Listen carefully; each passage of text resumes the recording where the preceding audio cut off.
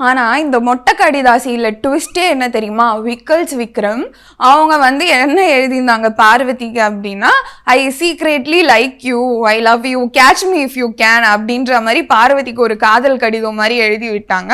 அதுல வந்து திவ்யா கணேஷ் சொல்றாங்க, என்னடா இவ்வளோ வன்மத்தை கக்கியிருக்காங்க எல்லாரும் அப்படின்னா, கனி இது தானே மொத்த கடிதாசி அப்படின்ற மாதிரி. அதுக்கப்புறமா வந்து இன்னொரு டாஸ்க்கும் விஜய் சேதுபதி அவர்கள் வந்து கொடுக்குறாரு. என்ன டாஸ்க் அப்படின்னா, யாரோட உறவை வந்து நீங்க நீடிக்கணும்னு நினைக்கிறீங்களோ அவங்க கையில பச்சை பேண்டும், துண்டிக்கணும்னு நினைக்கிறீங்களோ அவங்க கையில வந்து சேப்பு பேண்டும் வந்து நீங்க கட்டுங்க அப்படின்ற மாதிரி. ஆஸ் யூஷுவல் வந்து பாரு எஃப்ஜே எங்க 2 பேருக்குமே வந்து ஆவாது அப்படின்ற மாதிரி வந்து கொடுத்துக்கிட்டாங்க துண்டிக்கணும் அப்படின்னு. அதே மாதிரி வந்து என்ன நடந்தது அப்படின்னா, கமருதீனும் திவ்யா கணேஷும் அவங்களுக்கு ஏதோ நடுவில் ஒரு டிஃப் நடந்தது அப்படின்றதுனால எனக்கு இந்த ரிலேஷன்ஷிப் வேண்டாம் அப்படின்ற மாதிரி. என்னடா கோஸ்டாராலாம் நீங்கள் வந்து வேலை பார்த்துருக்கீங்க, அப்படி இருந்தும் எப்படிரா அப்படின்ற ஒரு கேள்வி வந்து வந்தது. ஸோ மாறி மாறி வந்து கொடுத்தாங்க. கொடுத்துட்டு வந்து நீங்கள் வந்து ஒரு புரிதலை வந்து வச்சுக்கோங்க,